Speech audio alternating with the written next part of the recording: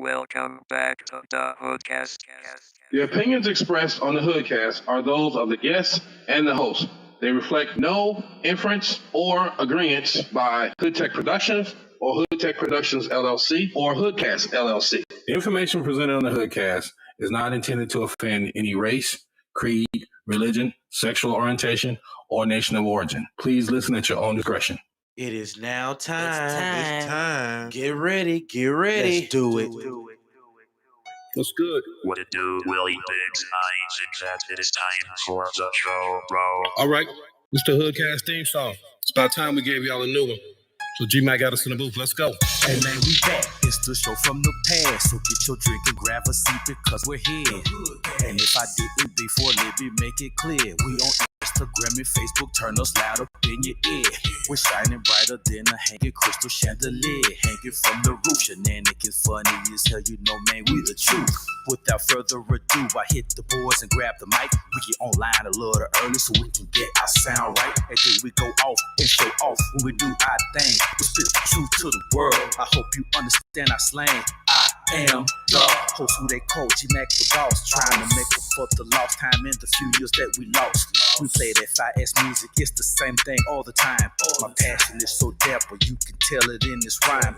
I'm good on my refreshments, I done went to the store. The moment we all be waiting for. It's our time now for the show, yeah.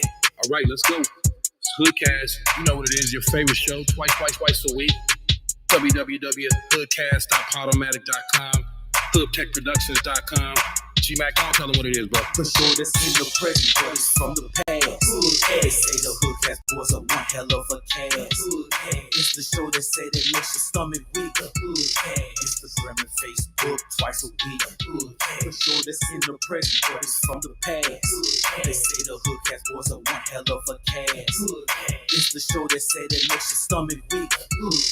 Instagram and Facebook twice a week. This is Robot Ron, and now the moment you all been waiting for. G-Mac, Willie Biggs, and Code Cup.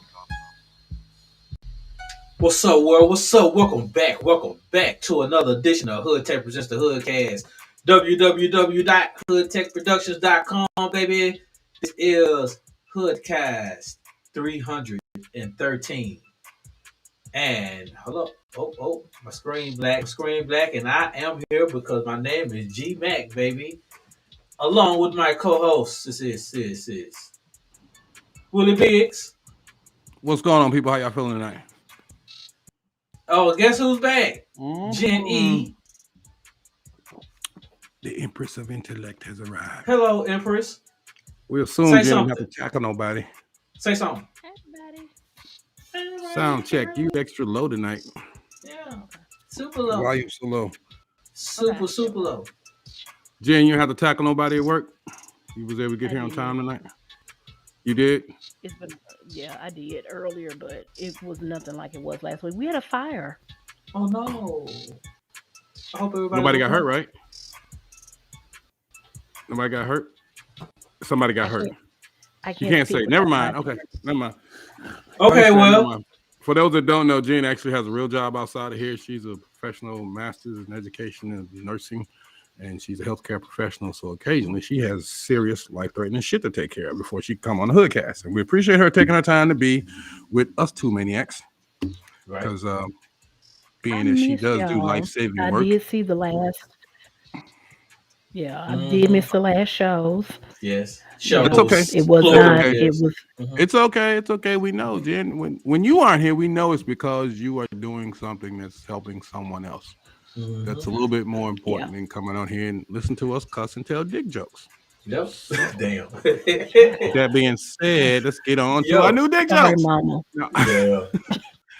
But besides all that, y'all, we do have a guest tonight. You know, it does say it in our title. Oh yes, we got a guest behind the curtain. He said, "Oh yeah." He said, "Oh yeah." Like I forgot that guy was waiting in the wings back there. Right. Ladies and gentlemen, this evening we have the pleasure of Priest Da Nomad, DC hip hop legend, curator of the culture, spitter extraordinaire, wordsmith, master of the word. This brother has joined us. I have actually been taking a lot of effort to get hold to this man, and it's weird. You know how those things when they say, when you put up some effort, God will make a way. Yes. And Yeah. I was like, because you know how you reach out to artists and they be like, oh yeah, I want to do it, and then you don't hear from them. And I reached out to him, and like I've been saying it for years, and I was like, let me ask him. I asked him. Then I saw him do a song with a mutual friend of ours, and I was like, let me just ask him if he'll do it. I thought he'd be like, I'm too busy, I got things to do, and he said he would do it.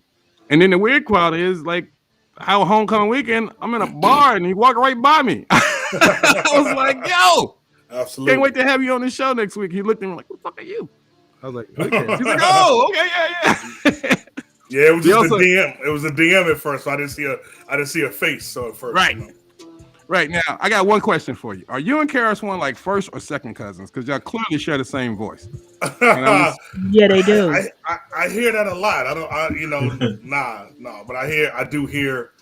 That's a compliment, so I'll take it. Genetically, someone spliced y'all vocal cords together because I listen to records, and I swear I wish I was a dope DJ. I would just take your vocals, put them on some of his beats, and vice versa, and dare somebody to say it wasn't him on. Wow. We can hear you doing my philosophy with no problem. Like I know. Straight through, bro. The laugh, everything. Like you sound like Chris. It's unbelievable. Wow. Yeah. Like, yeah, man. I mean, and he's a cool brother. Yeah, I met him a few times. So every time I met him, he's always been real cool. So yeah, hopefully we'll get to do something together one day. That's my next question. I was like, has that been a possibility? I know people have asked you that before. Yeah. I think anything's a possibility, brother. You know what I mean? We got. I think a little trip to the Bronx. We gotta make that happen. Put it out in the universe. You know what I'm saying? I'm not. Nothing but respect for the brother and the history, of course. So yes. Yeah. So yeah, I mean, it would be my pleasure, man. So yeah. Yeah, man. I can't. Well, a lot of people scared to get on the mic next to Chris. A lot of people got fear in their heart. It's like running up on a master swordsman with a. I never understood that. I never understood that. I mean, some people ain't up for the challenge. I just think that everyone, you get on and do what you do, right? Mm. No one can be Chris but Chris, but no one can be Priest but Priest. So, it's like you just get up and do what you do, and you give your offering. You give your offering honestly. I think no matter what, that's it. We're gonna dig into doing what you do tonight, man. When we get into our second segment right now, I want to introduce everybody. Jen, G-Mac the Boss is a producer, co-founder of the show. Jen is our lovely second hostess. We're missing one of our partners, a heart attack. He's been missing actually for a while, but he's also doing some work with the homeless during the holiday season, so we know he's not going to be available. But brother, thank you for joining us. We're going to talk about receipts. We're going to talk about your hip-hop history. And the first question I'm going to ask you, and I want you to think about it, what came first, hip-hop or go-go? Which came first? Chicken or the egg? What came first? I'll put it like this. In your life, which one came first? In my life, what came first? In your life, which musical form? A go-go. Of course. I knew that already. Go-go. Now, you're a DMV native, right? Yeah, of course. Born in Northeast, Brentwood, D.C. Grew up in Prince George's County, man. Moved around, Beltsville, Hinesville, back to Southwest. In and out across that line, you know what I'm saying? Like a lot of folks are. Yeah. Oh yeah, you a DC dude, like a real. You said DC. Yeah, no, he's a Madness Shop T-shirt owner. Oh DC dude. Yeah. Native Washingtonian, as they say. Native Washingtonian. That's I remember when I first came to DC, they was like, "Be careful, DC Black boys." Those DC Black boys ended up being some of my best friends. I had more friends off campus than I did on campus. Right. They knew all the parties and all the cool girls were hanging out at. Yeah, I just had to learn not to take my Howard backpack or wear that Howard sweatshirt no more. Once I learned them rules, I was good to go. Found myself in the black hole a couple of times, my back against the wall. Like, man. Don't move. Looking like breakfast, huh? Yeah. Like, what size of them shoes, shorty?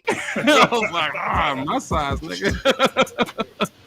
Yeah, I can't hear. Somebody asks you that, you just gotta. Somebody asks you that shit, you guys either run or steal them. Don't answer the questions. It's only two options: you either swinging or running. Swinging or run. Running. At 18, I was running. I was trying to get back to Drew Hall. I was coming down Georgia Avenue, knocking kids over, moving boys. No doubt. I have fond memories of DC. Man, when you got started in this area, what was the music scene like? What made you gravitate towards hip hop? I was a dancer, man. That was it, man. So shout out to Frank Ski, man. When Frank Ski was here, down in Atlanta doing this thing, but he was in Baltimore, and he had this AM on this AM station. He had a radio show called Breakers Delight, and that was back in mid 80s, I think like 85, 86, on. And that was my first introduction to hip hop. Well, other than my aunt's Sugar Hill Gang record, right? Right. That was the very first. But him having his search to come on Saturdays at 6:00 p.m. And no matter what we was doing, me and the few, so we was trying to b-boy and break, and I was with some other cats that was doing their thing too. And so that's how we found out about that show, Slim, and it was on every Saturday, 6 p.m.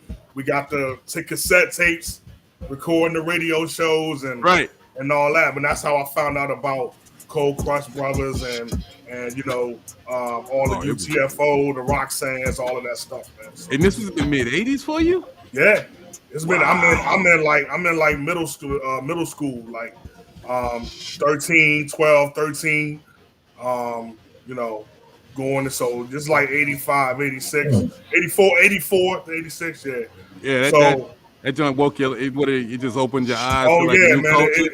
It was because it was just, and we had dudes here that was rapping actually, even because he would catch local dudes. It was, I know my man wound up being one of my crew members, Sub Z. He was in a group called Dynamically Fresh, and I heard them. They had put him on the radio, the beatboxing and everything like that. He was a little older than me, and I was like, yeah. And I found out they was from here. I was like, wow, okay. And then we used to go downtown on F Street, like 14th for F, and they had the cardboard, and that's what Junkyard band used to play on Jump down there, for literally on Jump. Right, garbage can, pails, buckets. They had the cardboard down there. Cats was breaking the stuff down there too. So it was little remnant. It was little dashes of the culture peeking through. But we come to find out later that a lot of folks was doing it, but just doing it on the real low, because it was like, it wasn't a thing to do. Right. I remember when I got here. I got here in '88. I came in '88, and that's when Boogie Down's production first album came out in '88. My Philosophy came out. I think it was My Philosophy came out, and I was just blown away listening to that. And I was like, damn. I came this area because it was close to New York, and I wanted to be close to New York City, but I didn't go to school in New York, but I came to Howard. So I was running back and forth on the train going to New York, but I was hearing it in DC, but I didn't know any spots where I could go see any live hip hop. Like I was like, I'm trying to go to a show, there was no spots. Nah. Hip hop was, I don't know if it's just the best way to put it. Go-go was the dominant subculture in DC. Of course. And hip hop was the subculture. Like you gotta realize, man. So Chuck Brown, God rest the dead. When Chuck Brown, when he came up from the South, and he was in, it was go-go was just a rebranding of a style of funk music, right? So it's just live funk music and blues and funk that came up from the South, man, and the cats that came here, migrated here. And they was just playing, and it was all live music. We're a live music-based area, man. So we always been live music. You know what I'm saying? The jazz, the Duke Ellingtons, the Ella Fitzgeralds, Bohemian Caverns, U Street, all of that has been live. So once they had the funk stuff, and then just like hip-hop is a very similar parallel, because just like the DJ found the break and the beat and extended the break, like bands was doing and playing funk songs and do the breakdown, boom, and then they noticed everybody would hit the floor, right? Right. And so you then it got more percussive, and they just kept expanding that section, right? Right. And then the call and response, say where y'all for the neighborhoods, where y'all from, you know what I'm saying, blah, blah, blah, giving shout outs to all the neighborhood crews and people that so people go to the go-go's, they hear their name called. Right. And just like it used to happen in New York. All the cats would go there, Busy being all of them on it, doing their thing and calling out names and calling out the hustlers, all of that. It was the same thing here, Slim, but it was just live music. Right. And it was love in the 80s because a lot of the hip hop cats would come down, and rock with go-go bands. But you wasn't headlining over no go-go bands, Slim. Like Dougie Fresh will tell you, he had the hottest record in the country. He came down here in the Cap Center, did go-go live. It was Rare Essence and Chuck, Slim. They was headlining. It wasn't nobody headlining over, no rapper was headlining because we was used to seeing live music. You know what I'm saying? We wanted to see a band, horn sections. Like, it was that live music thing. And, and we proud of that, man. DC, we proud of that, man. Man, I saw Biggie and Junior Mafia at the Ritz live, right? Redman actually opened. It was when they had the Ritz, the Ritz used to come in. It was like two sides to it. That's where I got my start. I got my start at the Ritz nightclub, ramen. Yeah. He was spitting, he was killing it right on the stage. Then he stepped off the stage. Remember how they had the bar on the side and he walked down on the bar and just killed it. And then, you remember how you used to go under, he used to have like the under the stage area, actually kill under there. So after Redman did his thing, and of course he had been out long before Big and Junior Mafia, but he was kind of at a lull, and they was like the hot new group blowing up. And Biggie came out, Junior Mafia came out, they did get money, blah blah. Everybody went crazy. And at the time I'm thinking like, yo, Biggie's the biggest thing popping right now. But the headliner that night was Chuck Brown.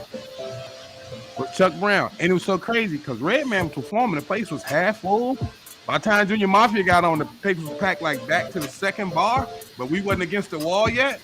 By the time Chuck came on, you couldn't get in that space. Oh yeah. You couldn't get in that space. And the cast from Junior Mafia was like, because at the time they've been traveling, they big, they first break out hip hop, they feeling like that and shit.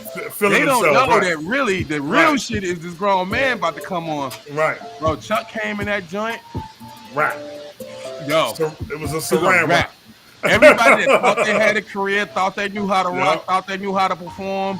Kim was doing her thing, with her little, sexy outfit on. Biggie was doing his thing with the glasses and the cool sweater, the whole, everything you know about Biggie. So everybody feeling like they themselves, big papa, blah, blah, blah. Chuck came out there. Everybody went from here to zoom. The room went bananas. And everybody else's ego went. You saw literally Junior Mafia, Red, out in the audience looking like, what the fuck? And the thing about it was, Red knew the deal. He had been around. He had been through that DC. Junior Mafia didn't know. They in the back smoking blunts, feeling like superstars. They heard that noise out front and came out there like, who the fuck? Like, yeah, bro, y'all don't know about this city. Chuck is this city. Yeah. You are not headlining. When you said that, that's what I thought about. You are not headlining nothing in this city. Yeah. If it ain't go headline this joint, you'll fuck around and be in a half empty house, bro. Right. People knew. Man, I'm so glad you're here. We're gonna come back on our second segment. We're gonna talk about your new project, your new releases, the receipts, your music history. We want to get deep. I want people to learn who and what Priest Da Nomad is on this show, man. I'm so happy to have you here, and I'm honored to have you here too. Man. I'm honored to have you here. What we usually say about this time, and right about now, we have officially fucked off 20 minutes of your time.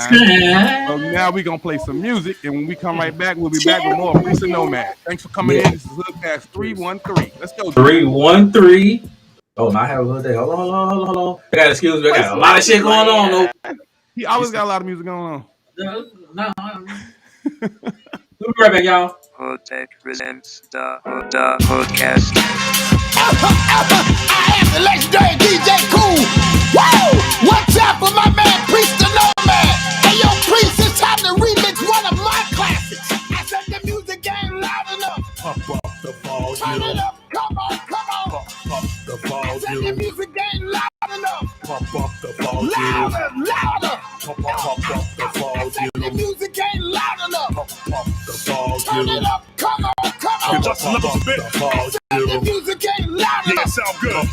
Hey yo, Priest, where you at? lessons from the vows of slave ships. Poetry raised the fists. In DC, they slice niggas, give them lines like Kate Swiss. I emerged from that rubble with good trouble. John Lewis. Fluid. Now we travel amongst the stars like Hubble. Pump bass through the Alpine. That EQ prejudice. Very thump below 100 hertz. Keeping me relevant. Priest Da Nomad, the name. Hit your city like acid rain in June. When you hear it, nigga. Y'all famous cheese. Screwing each other over for the rap race. DJ Cool rock stadiums. Y'all scratching in cafes. We true to the nucleus of hip hop. We own it. So if you hear a wiki, bitch nigga jam on it. Yeah, we know. On the track team demo. So much weed on them, we had the camouflage in a green Renault. Through that sunbeam window, they watching me with disdain. Man, I pump that shit louder, make them say my name. Music get louder. Come on. Pump up the volume. Come on. Pump up the volume. The music ain't loud enough. Pump up the Turn volume. it up. Come on.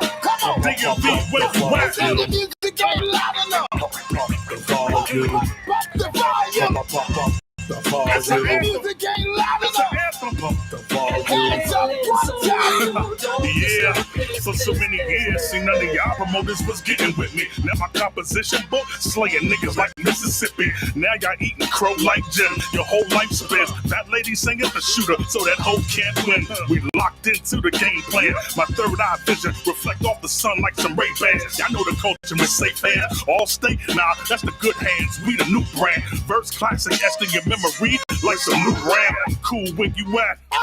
Slim, I get you. That's the motherfucking DC back signal. We with you. DMV want the smoke, Slim. Y'all know how we get down from the city where they pack 4 pounds. You flip your chest muscles upside down. That's what we pack the fire for. Plus my mind stay deeper than iron ore. The lion roars in that mic booth. We speak truth in tune for your spirit when you hear it, nigga.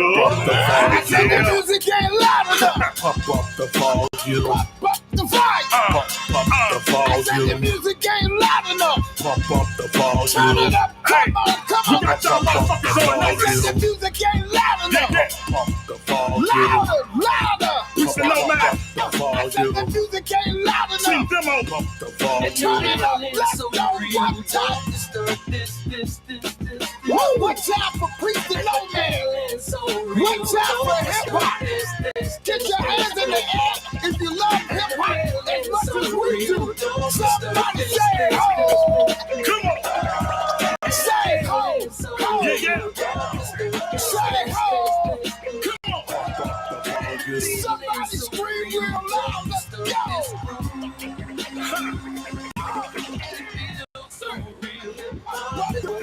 Hip hop is what we do, nigga. Louder. Music ain't loud enough, man. Come on. We gon' stay true. Go get your bounce on, man. Let me go and DJ Cool, Priest Da Nomad. Yeah. It's for the culture. Yo, that was our guest, Priest Da Nomad. We are back. Second segment of Hood Tech presents the HoodCast, episode 313. With Priest Da Nomad. Now you gotta tell me, bro, how in the world did you get that joint with DJ Cool? Oh, that's my big bro, man. Yeah. Cool is he's a fan of the underground, man. So Ever. yeah, man. He follows a lot of the underground artists here. Always has. And you know, there's no huge separation here from mainstream and underground, right? Because there's no crazy record labels and industry like other spots like the Atlanta, New York, and all that. So, cats can be touched. They're accessible. You know what I mean? Mm-hmm. So, and then a lot of fake in here, man. Like, you know what I mean? Like, dudes come out, they come outside, they come to where things is happening, and I'm one of the artists that helped revitalize the whole U Street corridor after the riots and stuff in the 90s, man. So Cool has come out and checked us out. Same with him, my man Stinky Dink. Other people it's also my two big brothers, him and Biz Markie, R.I.P. Biz. I used to swing with Biz. In fact, his wife Tara was just at my album release this past week. So still close You to in the there, family boy. and everything, man. So that's my big bro. His manager Monty used to manage me. So Yeah. that's how we connected and stuff when I was just a kid, man, like 20-year-old, 19, 20-year-old kid. So Yeah, when I was looking at the project and I was like, wait a minute, I saw DJ Cool. I was like, wait a minute, he's not fucking around. Yeah, DJ Cool, dude, that's like a stamp. That's like a yeah. that's like And a that's real not the first verified joint blue check. that's not the first joint we've done together too. Like we got, if you go on my Bandcamp, I got a joint called what's the name of that joint? It's a joint I gotta look it up, but forget it. Right. The name escaped me. That's so But much it music. was supposed to be on a mixtape series, and we did it, and I wound up not doing the series, so I just threw the record out, called so yeah, Crash and Burn. That's what the name of the record is, Crash and Burn. So that's on. That's an official stamp, though. That's like an official stamp. Like if you in the DC music scene, and that's what I liked when I moved, when I was here, man. I like the fact that you had people on the caliber of DJ Cool, and you had the up and coming kid, and if you were serious about your craft, the legends gave you love. Yeah, because the talent in this area has always amazed me. Like I don't know how. Like I say in New York because there is a music industry there, that the labels are there. That's the advantage that it had over the go-go scene because it wasn't so much of a label thing. I know there were distribution areas here. I know there used to be. I used to work out of a distribution center for Polygram out in Laurel. Just go out there and get the flats and all that stuff and pick them up and come post them up and do all that for them. And Polygram, couldn't get a check, but they give us plenty of stuff to hang out everywhere. And every now you get paid, like every 3 months, they throw you some money just to keep you coming out there picking up stuff. You know what I mean? Right. But nobody was signing anybody. I think nobody had the power to. And then I think in Baltimore, I came up with this little spot under the bridge where everybody used to go to get wax pressed up. And that was the closest thing they had to like a music distribution center there, with the major labels sent stuff through there too. And when I was doing college and urban radio, that was one of the distribution points. You know what I'm saying? So it was always, the industry was here, but it just seemed like they were missing a point of the talent that was here. You know, a lot of producers came out of here, and a lot of artists worked with people like Salt and Pepper and Kid and Play. The hell, they was damn near living here. And Herbert Lovebug loved DC, and he loved hip hop music. That's why Salt and Pepper, some of their biggest records were go-go records. Yeah, they were go-go records. Well, Herbie actually, and I know this for a fact, and this is a conversation with Cool, but Herbie's whole inspiration for all his roster was DJ Cool's Music Ain't Loud Enough, because that was the first record where in '86 where somebody was actually rapping over a go-go beat. Right. So and actually Herbie told Cool that.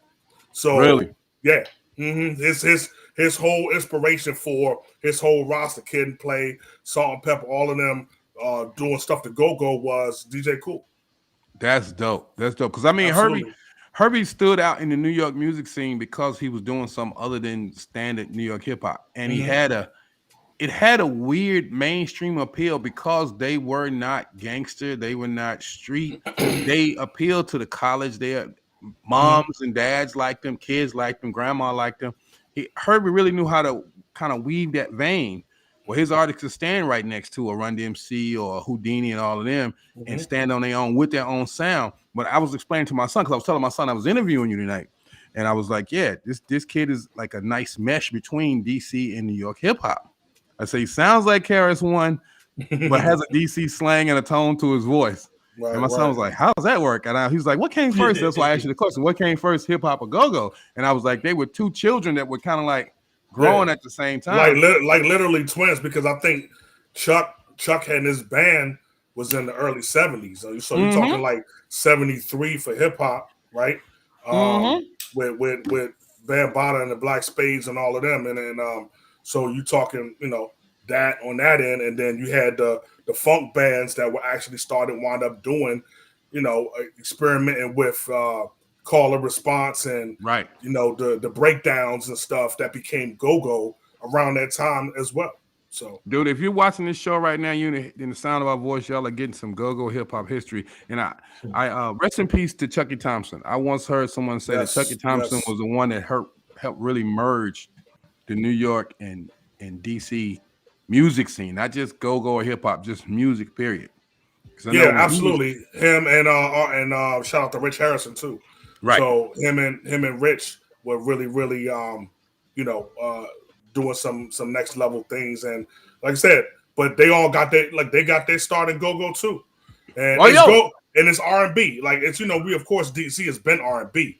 Mm-hmm. We Marvin Gaye, we what I'm saying, like we've been R&B, Johnny Gill, Stacey Lattisaw, Tony Terry's, like all of that. So we've already had the R&B thing with bands and stuff, and of course Baltimore and Drew Hill and all that stuff. So we've already had that on, so people knew, and so because of that, and jazz and blues, we had the musicians, and then it became go-go.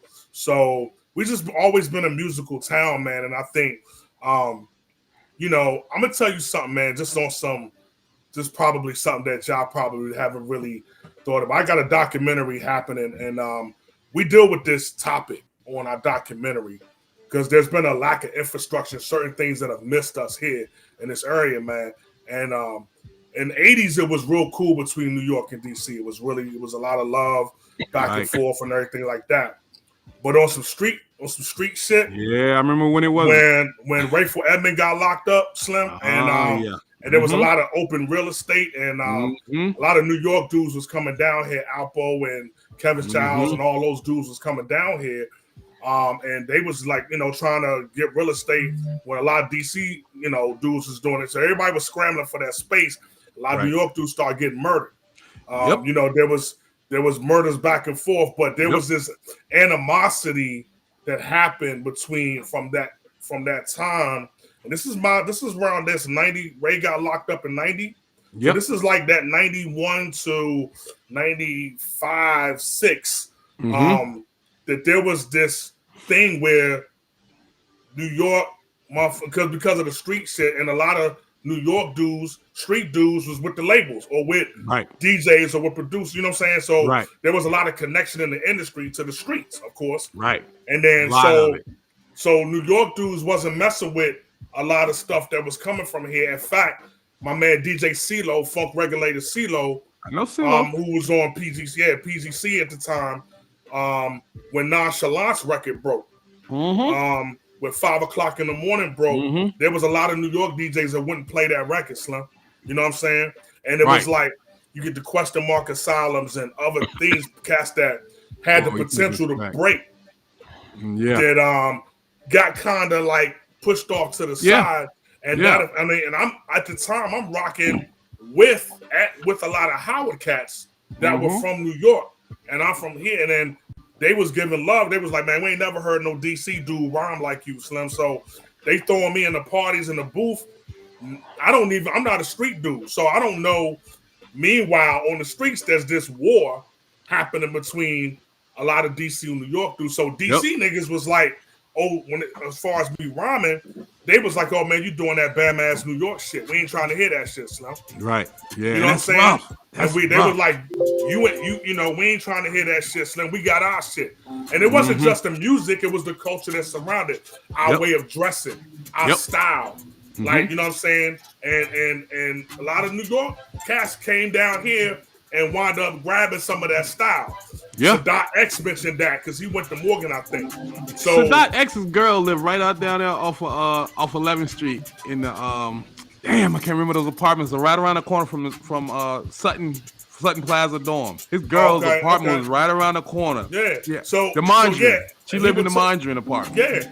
And Sadat was saying, he was like, man, them DC dudes was the first that was rocking the Timbs and the beef and Broccoli's, and we was wearing Pumas and stuff like, you know what I'm saying? And we had a lot of the Arabs and stuff down Georgetown. So I mean, I remember Tony Lawson that was rocking Versace like 82. You know what I'm saying?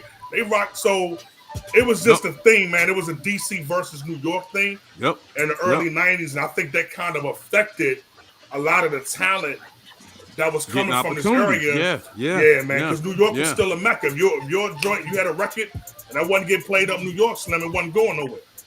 And it was so crazy because like I was managing a group around at the time, and we would go around to the Mondrian because Derek Angeletti, and Ron Lawrence, They lived across. Ron Lawrence lived across the street from the Mondrian. Okay. Dot X girl lived in the Mondrian. So, and my man Leader One, Lee Slaughter, Leonard Worley, he lived in that apartment in Mondrian, and him and Sadat were crazy cool because his girl was there. So Lee was one of the cats. He was in the DC music scene. If he saw artists, man, it wasn't about New York. He was about hip hop. Right. It was all about love and the culture. So I was working with them and running around with him. I mean, he was like my escort through the DC music scene. And I was just like, yo, there's so much talent here. Why don't y'all have a major deal? Because I'm seeing all these New York cats coming out. Like you said, New Balance, the Dolce & Gabbana, the Moschino, the Super Tims.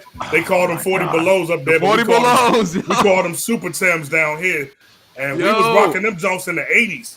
That's what I'm saying. You know, you're seeing it in the 90s of New York, but we was rocking them Jones in the mid 80s, early to mid 80s. We had the Super Tims up at the Black Hole getting stomping dudes out. Dude, I remember like when Biggie came out and he was all on that fashion shit, all that shit he was talking about. That was everything that was in Georgetown.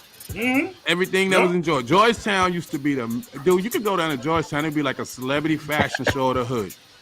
It would be a celebrity fashion show of the hood. I remember remember the Jewelry Center in Georgetown, right there on Wisconsin Avenue? Yeah, no doubt. Just go in there to have all that big truck jewelry everywhere. I remember being in that joint. All the Asian cats being there.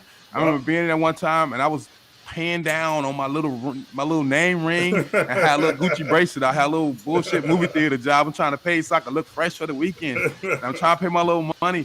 And the dude was like, yo, you gotta go. And I was like, what you talking about? He's like, oh, yeah, we got a customer coming, big customer coming, you gotta go. I'm leaving, and Rayful and his squad is coming in. Yep, shut it down. They got the Porsche out front. They were shutting blocks down. They were shutting the whole. This is M Street. This is Wisconsin Avenue. And they pulled up and parked on that shit like it was meters out there, bro. I was like, what the fuck is this? Dude told me I had to leave. I'm like, bro, I got my little $100. I'm trying to pay on my little ring. I'm thinking to him, I got my little paycheck. Better take that 100 for you ain't got no heart, Slim. You ain't got nothing. I'm leaving, and his crew is coming in, and it's it's cold. Niggas got on furs. Yeah. I'm like, I'm 18, 19. They got on furs, and they young boys with furs. I'm like, niggas got on furs. They walking in the store, and they pulling out the big shit for them. I'm over at the little counter. I got a little pen and man, these niggas is pulling out chains like this. So I'm like, who was that? Yeah. Dude was like, you gotta go. And I didn't realize then, I was like, yo, this DC street culture is some real shit. Like, I remember shootouts on 14th Street. Yeah. Shootouts on 14th Street. I remember wearing a Yankees hat, getting ready to go out. And nigga told me, boy, you better not wear that hat out there. And if you had a New York license plate, cats that was from New York was not driving their cars down here because it was cats at Howard, the bump tote with the polka dot, the dancer kids. Yo, they was like, yo, shut all that New York shit down, bro. It's dangerous out here for y'all. And that was real. That was real, man. And that was real. But it did stunt the culture for here. It affected a number of us coming up at the time in this area, man. So, and it is what it is, man. So, it's taken. That's why you say, wow, how can you have a 30-year history in doing DC hip hop and DMV hip hop, and a lot of folks, some folks not know who you are because of the lack of infrastructure and stuff that's happened and things that have happened. But we're correcting it because a lot of the generations are coming together now, so that's a good thing. I know Dougie Fresh was a big part. His relationship with DJ Kool was a big part of absolutely of melding that DC and New York hip hop scene, like Herbie was, and Biz too. Biggs. I saw Biz at the Opera up in Adams Morgan DJing. He was up on the like on the second level. He was DJing. Biz, he only give you the first verse. You know what I'm saying, when he DJing. So I forgot who was the opening DJ because he come in late. This cat is spending 4 hours. Then when it really get popping, he come Biz. He come through, set up, get doing his thing, and the room just went boom. The room just exploded, and I was like, yo. And that's the first time I had heard Biz DJ. I knew who Biz was, because he was already a legend by then, like from Cold Crush. But I didn't know. I knew him as a rapper and a beatboxer. Didn't know about the DJ skills. Right. Seeing Biz, I was like, yo, I had a whole new respect for him. And the fact that he was one of the few artists that didn't play the artist role like back up. He was always like come in. He was open, like I said, accessible.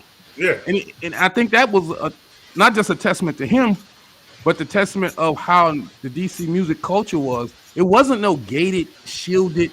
The artist, the community was all in one. Like you said, people's touchable. It's accessible here. Yeah. You know, even when they were at home in New York and they weren't accessible, they got open when they crossed that line and they came down 95. They got open, you know? Right. And like I said, it was a shame, though. Those wars really did stifle some careers. Yeah. It really did. Because I remember Nonchalant, 5 o'clock in the morning. I remember That's that. my sis. That's my sis, man. She was at my release this week. So that's my sis, man. She made it possible for the Rhapsodies of the world. Yes. Yep. She made it possible. You know, Lil' Kim made, she came with the sexy thing that kind of got the attention. But as far as the skills and the talent, her, Bahamadia, Lights, those women were the talent. You know what I'm saying? So I know that history here, man. Now, we talk about history. Let's talk about the present. We got this Receipts project. Tell us about that project. What's the formula for that thing? Because it ain't a simple project.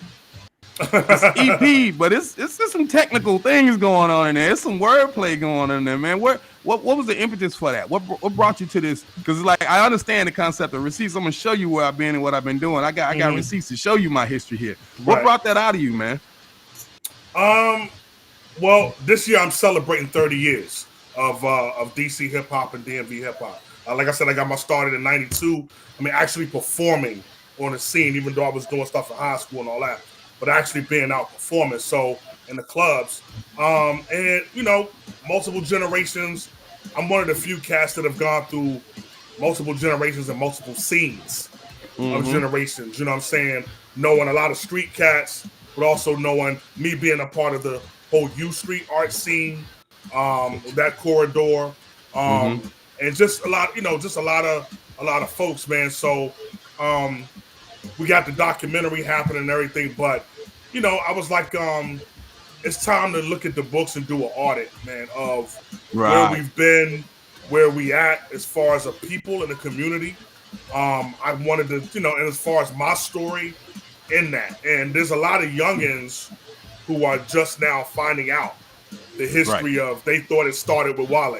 Right. My son said that too.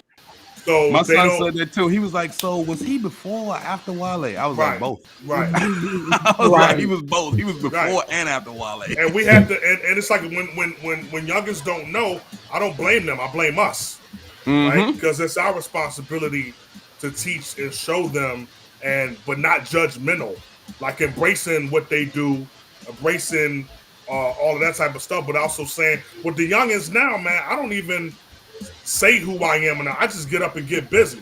Like I just do my thing, and then doing my thing, they'll see it and they'll be like, "Oh," start asking questions, and then people be like, "Oh no, that's an OG, Slim, blah blah blah blah," and then they'll come and be like, "Respect," and then we start having conversations. So Receipts was just me taking a minute because we always grinding, man. Right? We're in a microwave society. Everybody's trying to get ready to do the next thing, get the next thing, the next, and we never stop and take a moment to give thanks and to see where we are and what we've done and who we've touched.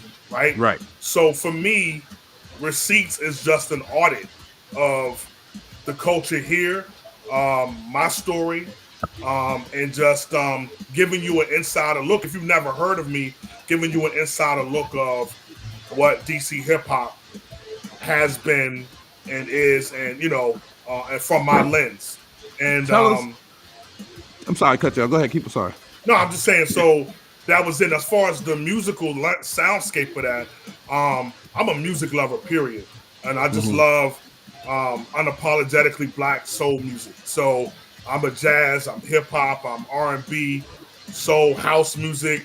When I was a dance for house artists and stuff. So all of that's in me.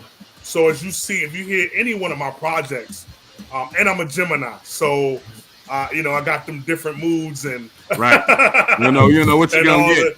So I kind of make music for a number of different moods and settings. Right. So I don't ever want to hear all of the same thing on a project. You know, I Right. want to hear, you know, if you having a day where people are getting on your nerves and you feel hard, like I'm gonna hear some hard shit. Like I'm gonna give you that. If you want to hear some reflective shit, That's Jen. I'm gonna That's give you Jen that. right there. I'm gonna give you, I'm gonna give you. I'm gonna try to meet because I'm about the totality of life and holisticness, right? We're not monolithic, man. So neither should music be. Right. You know what I mean? So for me, it's like my projects always, you know, the grooves kind of span and they're various. Which and a lot of people have their own favorite songs. Man, when are you gonna be teaching this class at UDC or Howard? You should be you should be at a podium somewhere. It should be a lectern. You know what's funny? You know what's funny about that, man? Well, first of all, I was a teacher at Omega I Studios, knew that. where I used to rock. Yeah. Well, I used to engineer at because I'm an engineer as well. Mm-hmm. So I used to teach engineer, but I'm the subject of my man who's an ethnomusicologist at Bowie State and another professor at Bowie State. They have a book that I'm a subject of, and they use it as one of their textbooks. So I'm gonna be a guy. In fact, Sha Rock actually helps teach that class. She comes down periodically and helps teach the class. Yeah, I'm gonna crash that. I'm crashing that. My son goes to Bowie State. I'm gonna ask him about that. I got my youngest goes to Bowie State, man. And, actually, I worked at Bowie State for like 30 days, right? Helped them get their tech department together. I love that school to be. And I'm a Howard alum now, but I love Bowie State. It's the oldest historically black college in the area. And so they got you as a textbook up there. That is crazy. Yeah, they have a film department and everything. So my man runs the film department to Wojus. So he's the one that has the class. He has a hip hop. His specialty focuses on a lot of the history here as well. So I'm about to go speak there, and then my other man is that a couple people I got at Howard. Another one, I'm part of the start of like hip hop theater as well. So we was in a historic play when Chadwick Boseman was still at Howard. Right. We were all in a play together called Round Deferred, and that play is now like a historic piece that kind of launched hip hop theater. And Hamilton is a direct result of that movement. You know what I'm saying? So that's crazy. The sister who started that play now is the executive producer at the Apollo, my homegirl Camilla Forbes. Yes, I know. Really? I know. Yes. Yeah. Yes. That's my sis. brother That's Al my little Karim. sis. My brother Al Karim knows Camilla. He's very close to her. In fact, man. Camilla's on my documentary. So her and Ta-Nehisi Coates, who's my man, he was at the City Paper down here. Yeah. And I was his first cover story, actually. At Really? The City Paper. 97. My man, That's you on, are if walking on the Receipts history album, right there. That article is on the Receipts album. If you look at the pictures of front and back, if you get the physical, and it has a bunch of my articles and stuff from Billboard and Source. Man, I and love it, bro. all that stuff. So I love it, bro. That is what I'm talking about. A lot of people think cats, they sit home, play with Fruity Loops, jump in there and make a song and then throw it online. But that on the ground grind, that from the ground up, that is what makes an artist. You know what I'm saying? It's like I said, it's not the destination, it's the journey. Yeah. And absolutely. the journey bro, if they teaching about you at Bowie, yeah, you definitely got. I know you got to be speaking. You gotta let us know, man. Anytime I gotta have you back because one, an hour ain't long enough. An hour is not long enough. If you get ready to do the next video, the next release, next show, let us know. I'm down the street, so I'm coming out. Okay. I wanted to come to the release joint, but family. It was crazy, man. That joint was shout out to everybody who came. It was jam packed, man. Like I said, Tara, my home with Tara Bismarcky's wife was there. A whole bunch of the producers, Scene, Nonchalant, and them, Question Mark Asylum folks, like new, young, old. A lot of folks came out, man. So it was definitely a blessing, man. So we give thanks for that. Well, Question Mark Asylum, they definitely left their mark in the game. Yeah. I mean, they made snow. I remember Born Jamaicans. Yeah. Yeah, I know cats. I know Edley, I used to be in the same studio with them up on Georgia Avenue when the Born Jamaicans was working on their first project, man. It is just so much history in this town. Like you said, that little beef really stifled something that could. I mean, it's amazing. It's amazing the fact that the culture survived through that. And that's a testament to hip hop. You know what I'm saying? It's the rose that grows through concrete. In DC, boy, it was some concrete. When I got here in '88, man, them pistols was popping. It was a murder capital, but it was also a city with a lot of love, like a lot of love. And the culture here was just like, you got talent and you dynamic and you're willing to get out here and face the people. You get what you put in. Yeah, you get out what you put in. Yeah. And that's what I loved about DC. Even New York would be kind of like New York was the same way, but it was always so insular. Like it was like a hard shell to crack. But people from in this area, from Baltimore all the way to Richmond, would flock to DC and hit those stages, man. And once I got into that music culture, dude, we probably passed each other in some venues. You were probably on some stages, and I was in the audience. You was a youngster. You was a youngster, and I was a grown-ass old man hanging out trying to see what was hot back in the day, man. But, yo, we appreciate you being here. You definitely got to stick around with us for the third segment. Sir. I know Jen got some questions for you. She been bubbling, and she got some shit to get off her chest. I tried to get her put on some clothes so we wouldn't have too much skin going on. But unfortunately, that's Jen for you. She's virally free. She's virally free. Virally. Yes, definitely. We come back. We're gonna let Jen pick the brain a little bit. Was a sauna today, so. Got it. Yeah, it's like 40 degrees outside. What you talking about? Yeah, our office was. So office was a sauna. We're gonna go and play some more music. We're gonna play some more music. We're gonna come back with my man Priest Da Nomad. This is HoodCast 313. Let's go. We'll be right back right after this, everybody. HoodTech presents the HoodCast. You out here flourishing, ain't you, baby? Well, I like that. The question now is, where you going to next? And to get there, what has or hasn't changed? And I hope you find the answer. I got the feeling that I might take off. I got the feeling that I might take off. Yes, sir. I got the feeling that I might take off. I got the feeling that I might take off. Yeah. Smoother than I've flown before. A brother flows with no ties to the road. My ties fall below. That's cold. Chillin', spillin' from my frontal lobe. Intellects in the family. How command be? That's bold. Mac talk. The con became the pro. Got drive, lose some friends along the road.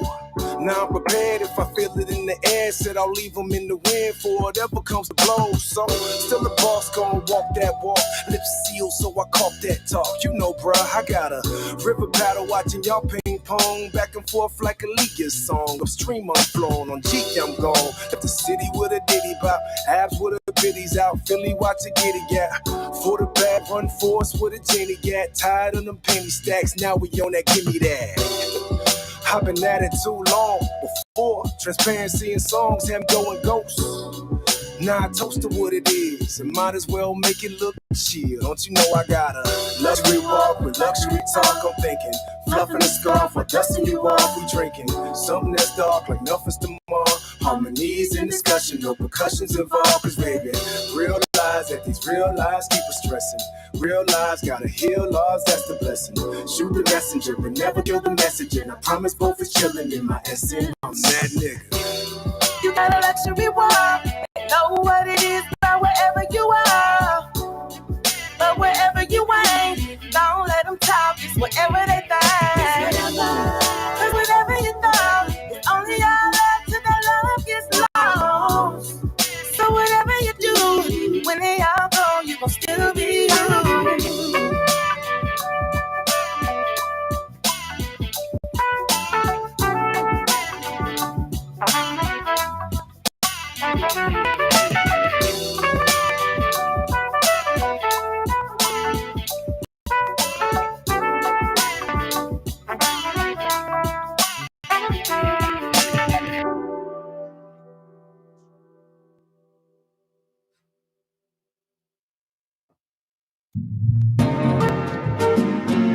HoodTech presents the HoodCast. Listen, back in the day when I was a young fella, son, before Instagram and before I had a cellular, you can catch the Nomad, listening to Go-Go. Loved hip-hop, but back then it was a no-no. Papa always told me black music keep evolving. You know, Lucky Days so influenced by Marvin. So with the hip-hop, keep the bass cooking. As long as we move the people, so real good looking. Me and Prowess might gather the pawns and the rooks in. Put the bars in the pudding to show you where the proof's in. It's that native tongue style. Shout out to a tribe called Quest. Oh yes, we DC. Keep it live, y'all. Music is revolution. It might drive you crazy, but if it moves something, then shake it, baby. All the way to Africa, aka the motherland. Niggas still moving the contraband. Catching a rubber band. Shorty gun in the bra, Saint in the upper hand. Breath smelling rank like Shabba, Mr. Loverman. This is Steve Jobs, so quote on deck. Cause we gon' give them what they don't know that they want yet. We gon' give them what they don't know that they want yet. Shit, so give it to them. Give it to them. We gon' give them what they don't know that they want yet. Yeah. So give it to them. Give it to them.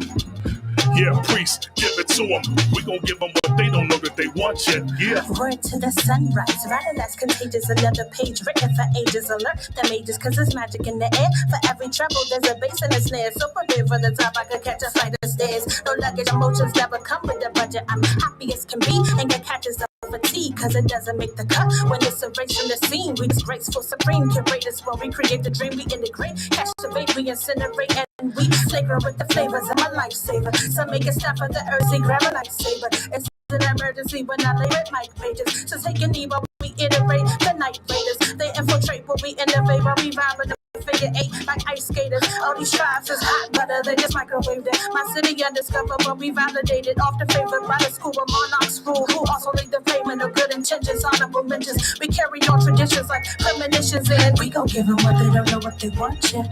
We gon' give them what they don't know what they want yet. Yeah. So give it to them. So give it to them. We gon' give them what they don't know what they want yet. Yeah. So give it to them. So give it to them. Yeah. We give it to them. We gon' give them what they don't know what they want yet. Let's go.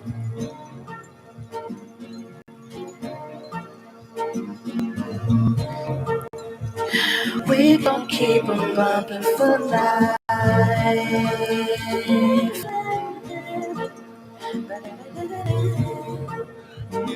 We gon' give them something so nice.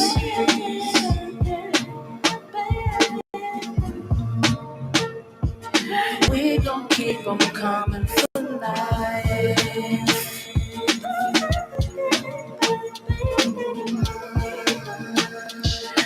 We gon' give them something so nice.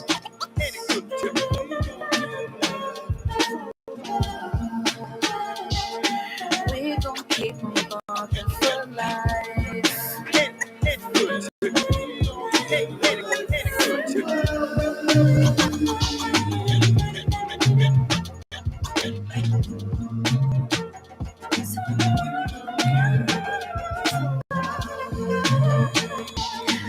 We gon' keep them coming for life.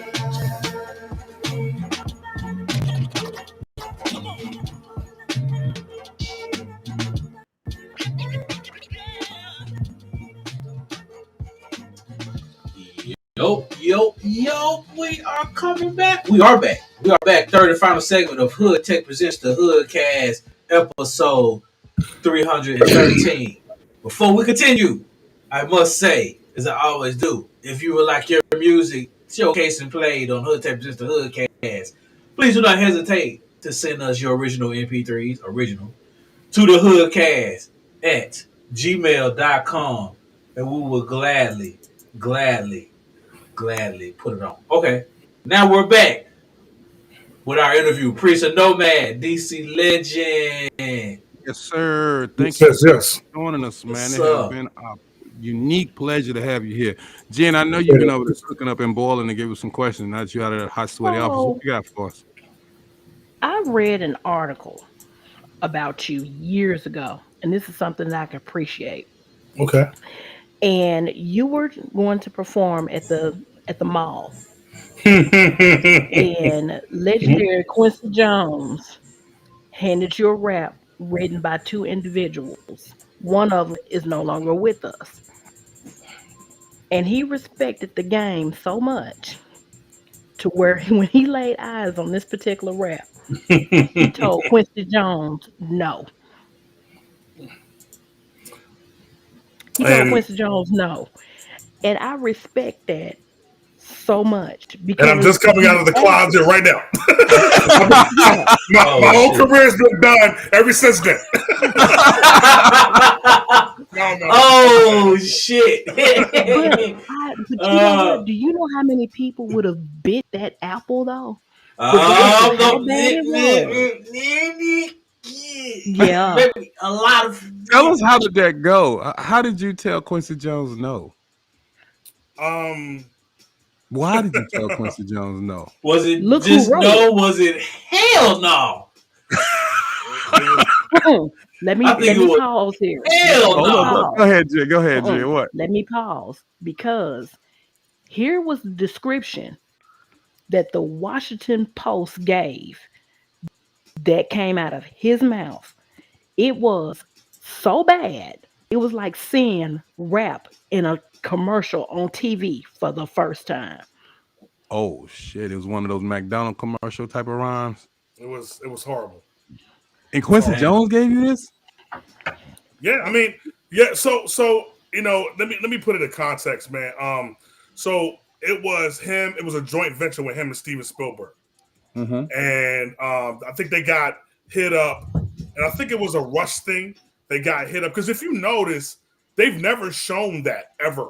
Like they've Uh-huh. never shown that that Mm-mm. Y2K mall celebration. They've Mm-hmm. never shown that It was again. in Like, 2000, yeah, it was 2000. It was going into and you 2000. cannot find it. You You can't cannot find it. find it Exactly. anywhere. It is Exactly. not on You know how they YouTube. It's not re-show anywhere. things and things They Right. historical? scrapped it. You can't find that nowhere. Even in the Quincy Jones documentary on They cable, Nowhere. they don't even mention it. nowhere. They don't even. It's like it didn't happen. Well, so what And happened? Like, was it the so whack? The so rhyme was that whack, or it was so like, what happened to put it in a nutshell. So again, him and Steven Spielberg got contracted to do it. So my man was working at the Washington Post at the time, Eric Brace, who was there. He was kind of like the music writer there at the Mhm. time, and for DC at the time. Okay. And he people were people came in town and hollered at him and was like, we're trying to get, we're doing a celebration. We want to get a local artist. Right. And so, they gave him my stuff. And so Quincy's people called me and they were like, yeah, we heard about you, this and this and this and that. Oh, we listened to your stuff. They ain't listen to the stuff. You know what I'm saying? So, but they were like, come meet us down, hotel in Georgetown, Four Seasons. I met them, blah, blah, blah. They were like, yeah, we want you to, do the celebration with us on the mall. So I'm like, all right. So they told me to come down to the mall. And they was practicing down at these trailers. So they had trailers set up all down in the mall.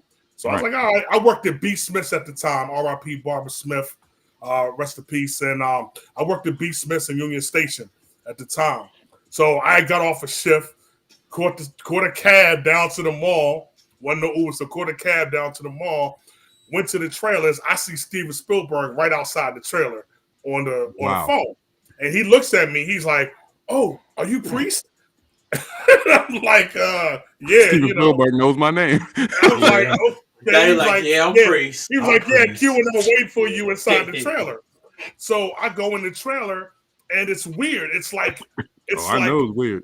It was like a bunch of kids, and it was like my man Jay, who later wound up hosting Teen Summit. Jay Cooper, and he wound up Really hosting do Teen with the Summit. dreads. Yeah, Jay was there, and he was a younger. He's young. He was much younger than me. I think and there was some younger kids there. And so when I walked in, a lot of people knew me. Like, oh snap, Priest is here.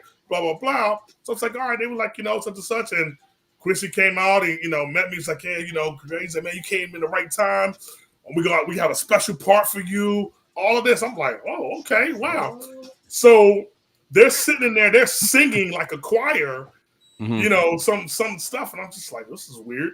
And then they give me this lyric sheet, and the lyric sheet says, written by Shaquille O'Neal and Coolio. He said it, I didn't. Yeah, it said written by Shaquille O'Neal and Coolio. And I was like, I thought that was weird. I was like, that's weird. I'm like, okay. Hell. But come to, if you know Quincy, if you kind of know the story of how Quincy got down, he threw a lot of parties, and like even the Fresh Prince thing audition happened at a party. So Right. what I think happened, I honestly deducing this, I think that it was like they was at a party that he was at. He was like, "Oh, One yo, of I his need parties. this. Yeah, I need this for this thing, and they just put it together for him or whatever, right?" That's what I'm thinking. But anyway, so I see the thing, and it's just horrible, man. It's just like, oh, it's just horrible. Like, and I'm just so they're saying it, and I'm just like, I'm going through it, and I was like, okay. So I asked his assistants, can I write? I said, hey, look, can I write something different for this? And I'm a writer, and they were like, nah, No. we like it the way it is. And nope. I was trying to make it work, Slim. I was trying to make it work so bad, right? Because I'm just like, oh man, this is it, right? And they was just shooting me down, and they was going through it, and I'm telling you, it was so horrible, right? And then Quincy came out, he had his arm on my shoulder, like, yeah, Priest, this is your part, right here, blah blah blah. I'm like, oh my god, I'm like, wow. This was so fucking whack, man. I was like, yo, dog. And so I'm sitting here, I'm like, okay. And then I just trying to make them, you know when you get to that point inside where you're like, I'm done. I can't do this. And I said, I can't do it. I just can't do this. Keep in mind, this is 1999. I'm already been on the scene since 92. So right. I've built up my thing 7 years.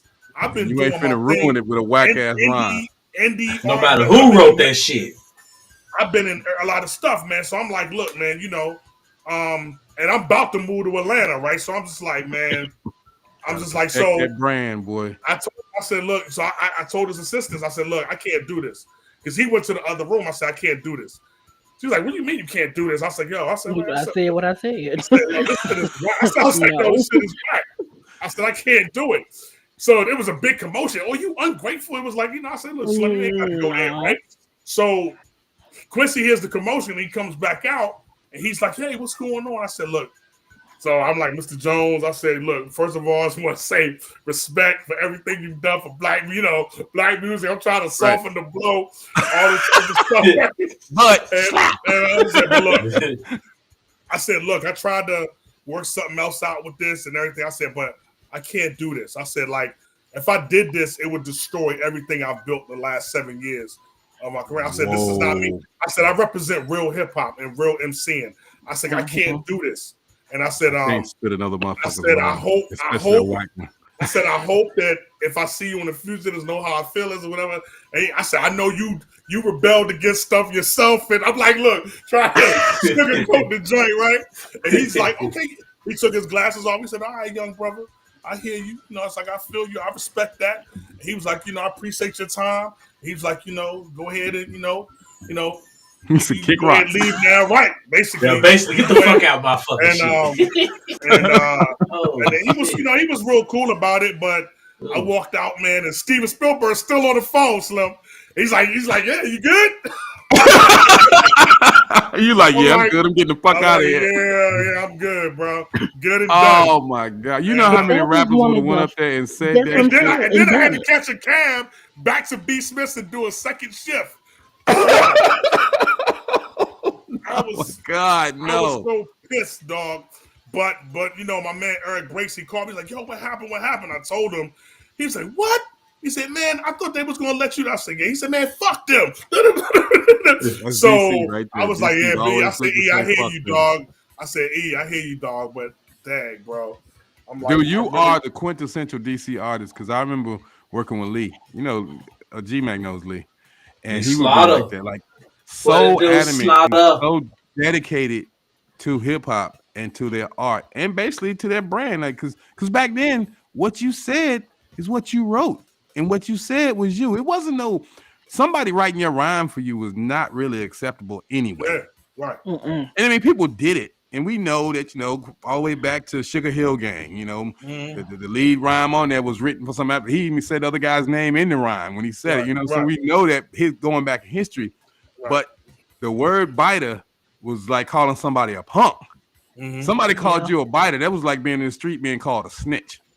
Yeah. So to spit somebody else's rhyme already tasted nasty in your mouth. But then for it to be whack too, and you had a 7-year history of building, and you wasn't finna stand in front of your DC family. Bro, and Because all look, them cats was gonna go back to Hollywood. Slim, we saw it on TV, and it looked even worse when we saw it on TV. Yeah, on And I TV, was it like, was very, it was very safe. When you watched on TV, it was very safe. It was very politically correct. Right. They looked like Cosby kids. Well, right. shit, it's Who got they to be get the rhymes safe in if place?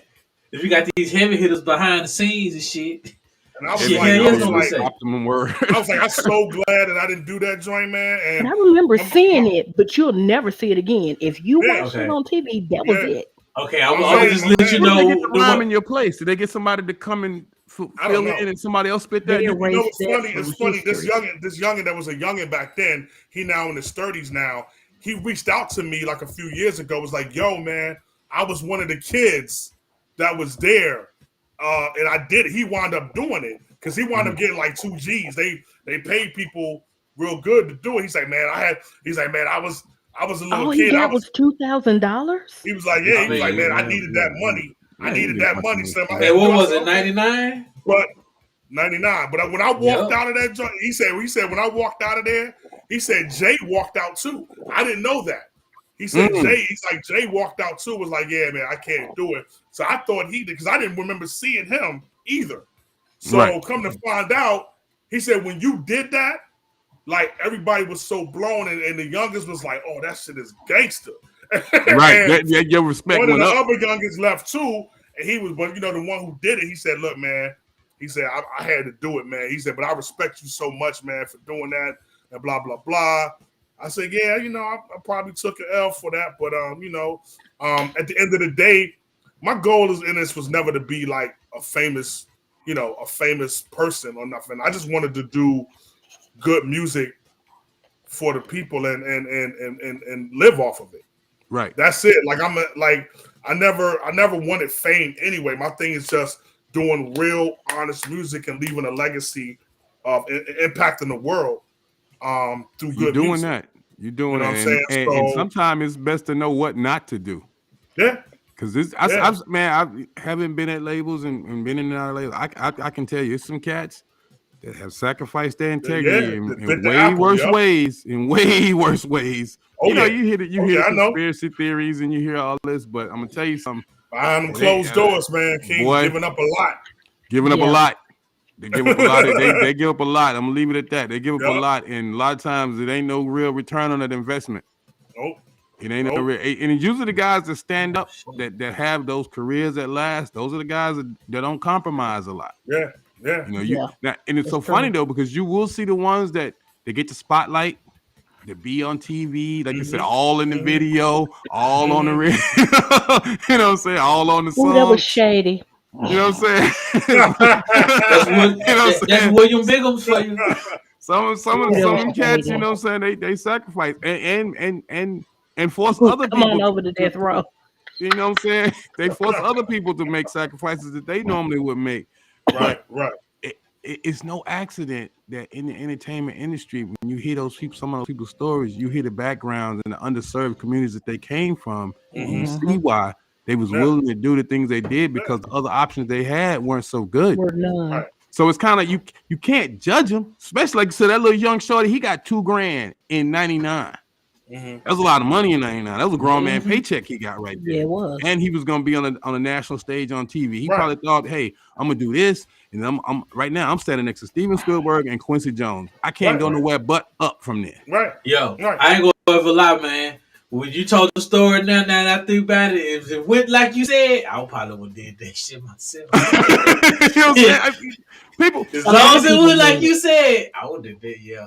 yeah, because I mean, it's like you said, it's cats that got have money. taken they and it be the money, they be waving the money, and you know, other cats that hadn't already built a 7-year career and had it, like you said, you walked in the room and the shorties knew you. Yeah. You was on the same, maybe not the same level as Quincy Jones, but they had just as much respect for you. But you here's go out the there and thing. spit some whack shit, they looking at you like, damn, Priest did. Right. And You see, know? when I first saw it, when it first aired, someone came to me. Matter of fact, I have a friend that lives in Baltimore. And I was in college at the time. She told me, she said, "You know who they tried to get to do that, right?" I'm like, "Who?" She said, "Priest Da Nomad." I'm like, "Stop lying." Really? Yeah. And Wow. then the article came out about it in Uh-huh. June Uh-huh. of 2000. Right. Washington Post Right. The weekend dropped section, the I remember article. my crew Yeah, was on the weekend section. Yeah. dropped it. And they did a segment in that, and it's probably somewhere packed down upstairs somewhere. Did a segment telling the story, that the exact same story that he just told. Oh, you can look it And up. You can Google it if you. Yeah. and You. I didn't believe her all these years ago when she told me they tried to get Priest to do it. I said, well, if they ever listened to anything that he's ever recorded, they should have known he wasn't gonna do it. Yeah, and No, they that clear, never. and that was a clear They tell just that they wanted had And they insert listened. local didn't. rapper here. They Insert didn't. local rapper. That was it. Yep. It was like, They Yep. didn't. yeah. Yep. And They didn't. I had a similar industry thing, and I'm gonna tell you something. Anybody who's ever been around the industry or worked in the industry, people all have that story of a go right or go left, blue pill, red pill moment. And you said, "I'm not going left." And you see, in some instances, their careers didn't take off with the same way some people that went right. You know, there was a group called, damn it, what was that name? Something Minds. Something, I can't think of it, but it was a DJ and a rapper. They were from the DC DMV I area. know you're talking about, and it No, was Basic mine. Mentality. No, Basic Mentality. It was a group called Basic Mentality. Okay. Rapper was he was stereotypical DC hustler, but he had some. I mean, this dude was a dope MC. He was a dope MC, and the DJ was a cat who, like, it was always this weird dynamic where you had a dope MC who was really a street dude. He was a corner boy, and his DJ who was a technical one, but he had like a regular job. And he had the good sense. He was in college. I think he might have been going to UDC, and his boy was the UDC dropout. Dropped out and went on to the street university, but they were still friends. So you got that dynamic. I was shopping that demo in New York back when Justin's restaurant was open. I'm in Justin's. I see Andre Harrell. And I was one of them cats where, you know, in New York at the time, if you were shy, you wasn't going to eat. You got to open your mouth. You got to say something. I see Andre and I'm waiting. So I go sit at the bar because Justin's at the time, the bar was like the jumping spot. Like if you could get a spot on the bar, it would be like a bar with people leaning on the bar. No place to sit, just trying to squeeze in it because you're trying to see who got tables and eating and trying to get a word with this one and that one. So I'm waiting and waiting. Andre's leaving. Long story short, he leaves. I run out. You know, I ain't worried about my table reservation and that shit. I run out. Andre, you got to listen to this. Da, da, da. He's like, yo, come on in, call him over here. Now he's got a gaggle of friends with him. They giggling and laughing. They super sassy. Come on, get in the car. And I'm just like, nah, they smoking blunts. And I'm just like, and I'm not trying to disparage his name. You know, he's dead. God bless Andre Harrell. He's passed away. But I was like, nah, I ain't trying to get in the car. I'm just trying to give him the tape. He's like, nah, get in the car, man. Let's talk. And they all giggling like, yeah, come on, get in the car. And I was like, nah, I ain't really trying to roll with y'all. I ain't really trying to roll with y'all. I'm just trying to give him the demo. So, because this is like cassette tape days. So I tell the group the story later on. They're like, yo, why you ain't go? We need a manager that's willing to do whatever it takes. You know what I mean? And I was just like, listen, bro, I ain't that manager, man. You ain't willing to toot that ass, Slim? Yo, I ain't that Sell your soul for a Tootsie Roll, big baby. fella.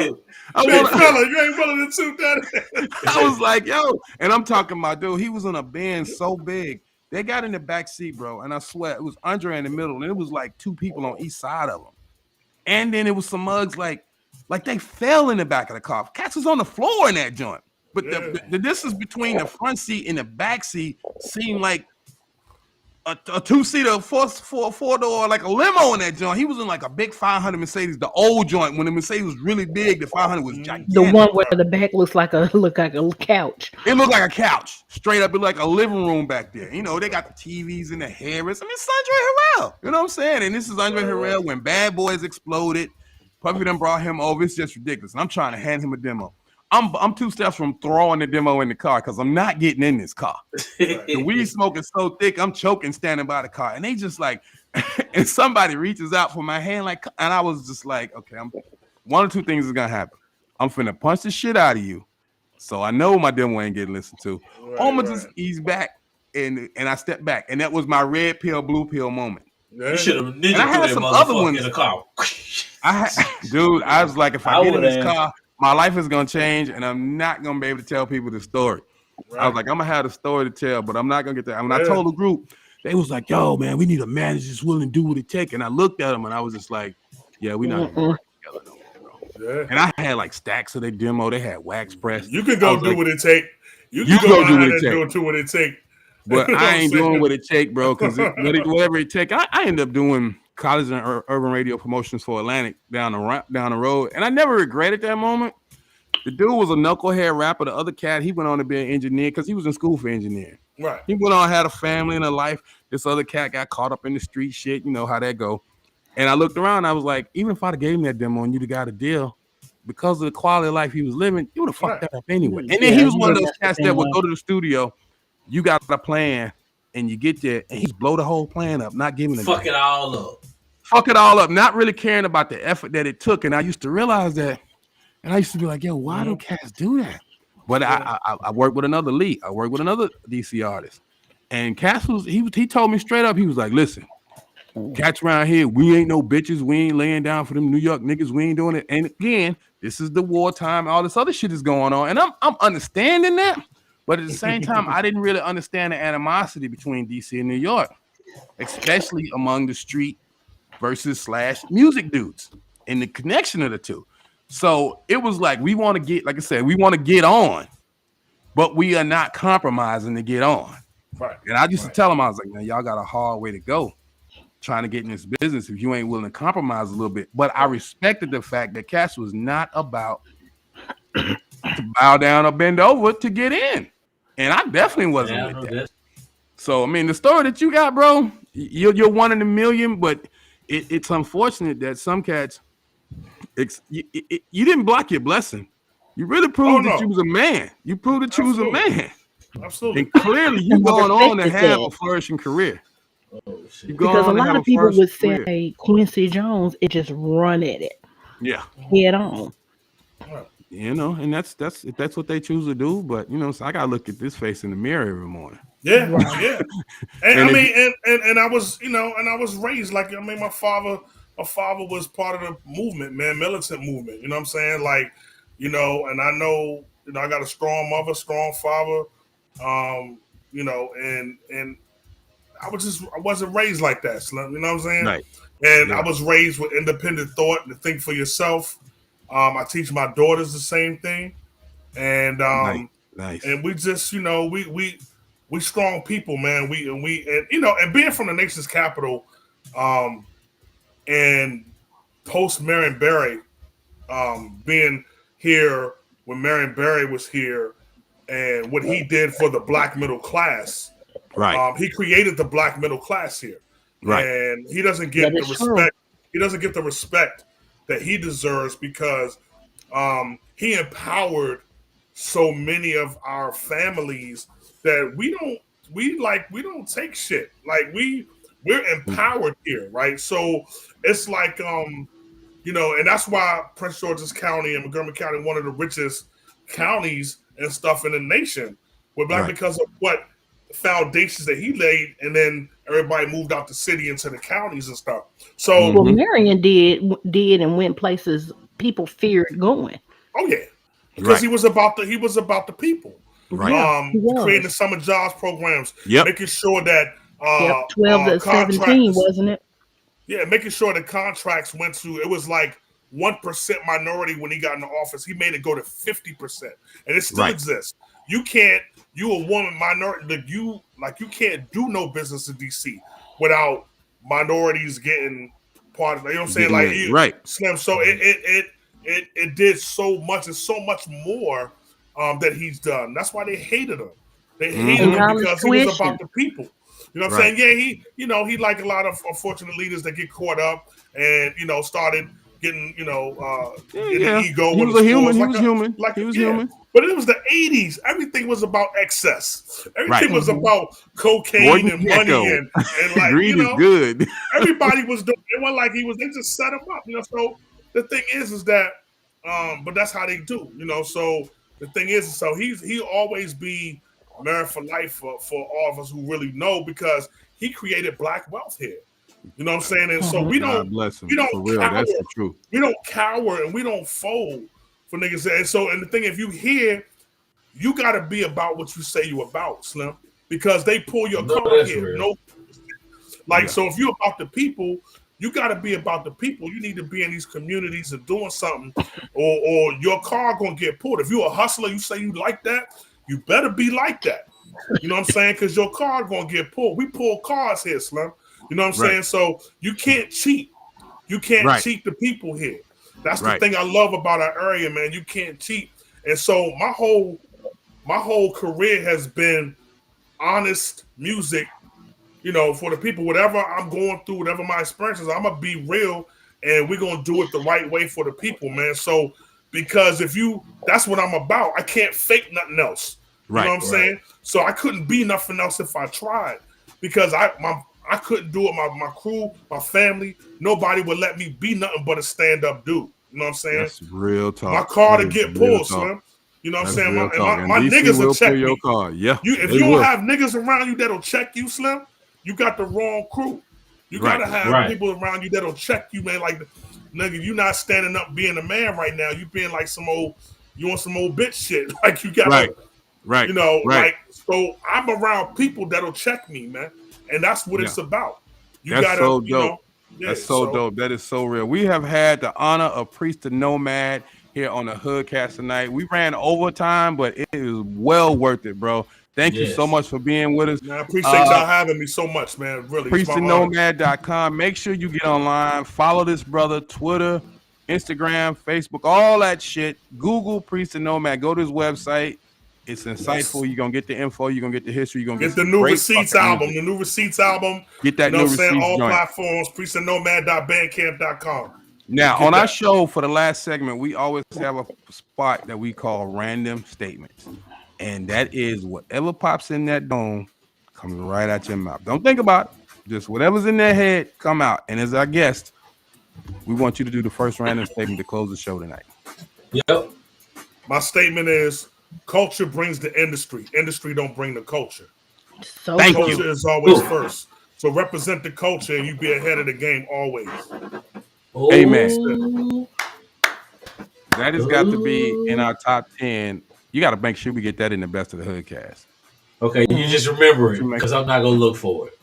Oh, we gonna timestamp that one. That's probably one of the best random statements we had. Who we got next? Jen, you want to go next?